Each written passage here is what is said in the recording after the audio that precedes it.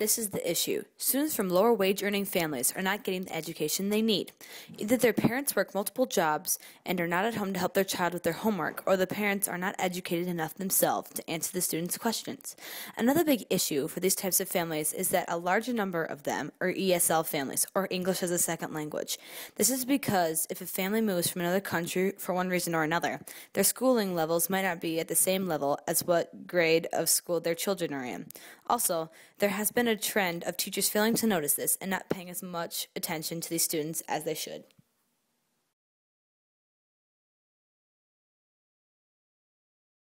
We all feel very passionate about helping others, especially children. We decided that tutoring was the best way to help children succeed in school and life. On January 10th, 2012, we started tutoring at Cornelia. Society is negatively impacted in a number of ways. Our future generation of working Americans will suffer if its adults cannot work in jobs that need to be fulfilled. This could start a chain reaction, decreasing America's productivity and bringing down the economy if things get really bad.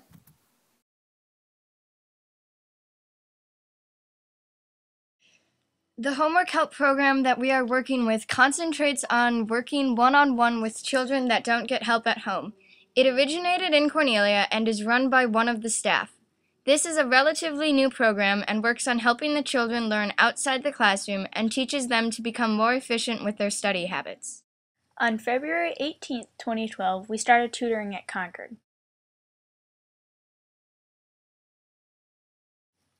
On February 21st, 2012, we interviewed Ms. Oski, the head of the tutoring department at Cornelia Elementary School.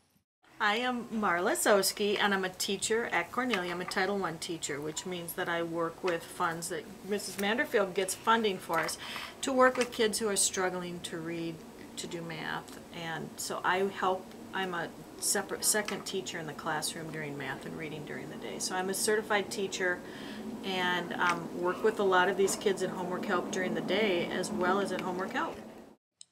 Studies done by the U.S. Department of Education show out-of-school time programs have positive effects on reading and mathematics scores in low-achieving students, and that out-of-school time programs that provide one-on-one tutoring appear to be particularly effective in improving reading scores. Tutoring seems to be driven by two major factors. First, the continuing national and international reports that find far too many U.S. students and adults are educationally deficient in some respects. Their literacy skills are low. Up to 50% of urban youth fail to graduate from high school, or Americans are reading less. Title funding, Title I teacher means we get federally funded money through a Title I program. And sometimes the district puts money in, and sometimes we get federal money. And that's to help with kids in the school who are free and reduced lunch. That kind of helps determine how much money you get from the government. And so Cornelia is the school in Edina that has the most diversity and the most economic differences. And so we get a bigger chunk of funding here than some of the other elementary schools. And so we actually have 5 Title I teachers in the school, where some of the other schools have maybe 1 or a half of a teacher. So. As the demand for tutors is increasing, teacher shortages are also growing across America. The demographic shift has begun that will see many baby boomers retiring from the classroom. In 2010, over 22 million new teachers were needed in the United States.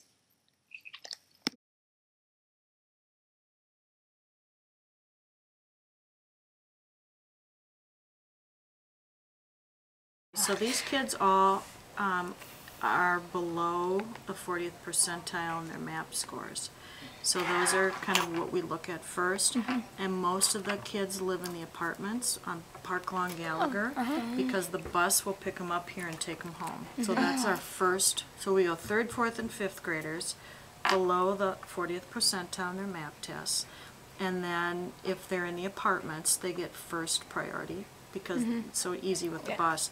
Then once those spots are all full, then we look at, will parents drive their kids if they don't live over there, and then we allow, if parents are committed, then we start getting that next tier of kids that don't live in the apartment but are still below 40th percentile, and that's who we get next.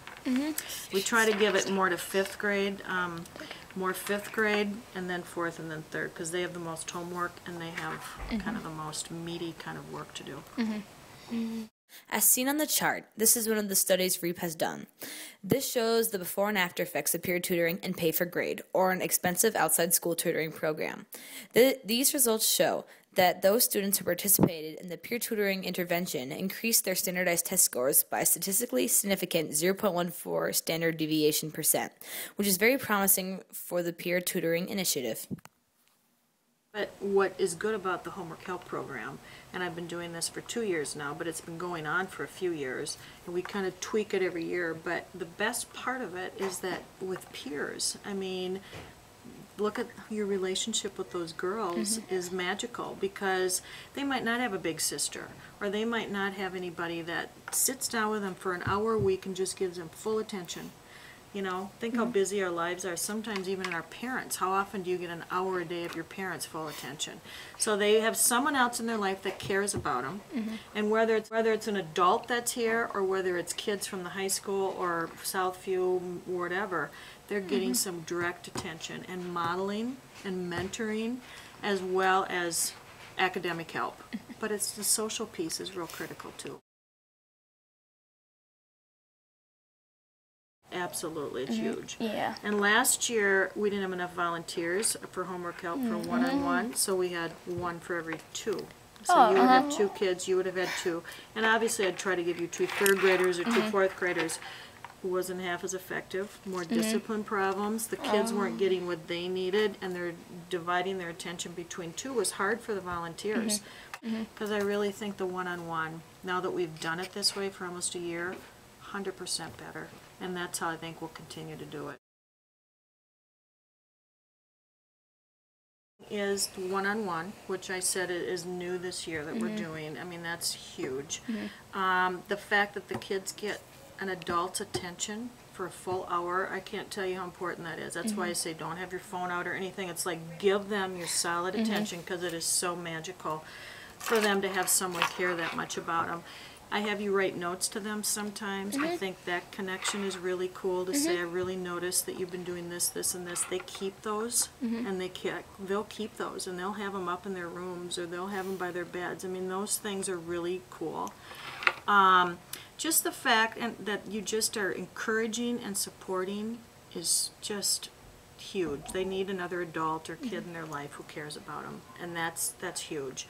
And then just the other positive thing, in particular with your grade levels, is that you've done this recently, and you had strategies that worked, and now you can kind of say, well, here's something, maybe you're teaching it a little differently, but it might make clear sense to them, and maybe the way the teacher did wasn't. So I think that your age level, they look to you as models. I don't have enough room for more kids. I mean, really, there's more kids that would really benefit from it. They want to start maybe looking down into 2nd grade. I don't know if 2nd grade has quite enough homework for an hour. But no, there's not much bad about it at all. Obviously, they need some direct instruction from people that are trained. Right? But what is good about the Homework Help program is that with peers, I mean, look at your relationship with those girls is magical, because they might not have a big sister, or they might not have anybody that sits down with them for an hour a week and just gives them full attention. You know, think how busy our lives are, sometimes even in our parents. How often do you get an hour a day of your parents' full attention? So they have someone else in their life that cares about them. And whether it's an adult that's here, or whether it's kids from the high school or Southview, whatever, they're getting some direct attention and modeling and mentoring, as well as academic help. But it's the social piece is real critical too. You know, they love seeing you. They see me during the week and go, is it tutoring? Are the kids coming for tutoring? Are my tutors coming in? I never have a hard time getting them here, because they want to be here. So part of it is the mentoring that you give them, and part of it is the academic piece, but both are real critical. Okay. And there's also that respect thing going on, like where they think you're cool. Absolutely, absolutely. And you get it. I mean, you've gone to school at these elementaries. You've gone through everyday math. You've been here. You've done that. In particular, the fresher fifth for us, grade, too. right? It's fresher, and you might have a little different approach to it that we don't. You know, some of the adults don't have, and that you can go, well, when I was in fifth grade or fourth grade, this is how I did it, and they look at it and go, wow. Sometimes it triggers a whole nother strategy for them to do. That, you know, how that's the good thing about it. So yeah, really important. I like the 9th, 10th, 11th, 12th graders. I think it's good for these kids. Do you feel that the students are benefiting from one-on-one tutoring as opposed to a full class or even a small group tutoring? Yes, and absolutely, it's huge. Yeah. And last year, we didn't have enough volunteers for homework help for one-on-one, so we had one for every 2. So you would have 2 kids, you would have had 2. And obviously, I'd try to give you 2 third graders or 2 fourth graders. Wasn't half as effective, more discipline problems. The kids weren't getting what they needed, and they're dividing their attention between 2 was hard for the volunteers. So this year, Marcia Friedman, who you went through to become a volunteer, I said, I will add kids as we get more volunteers.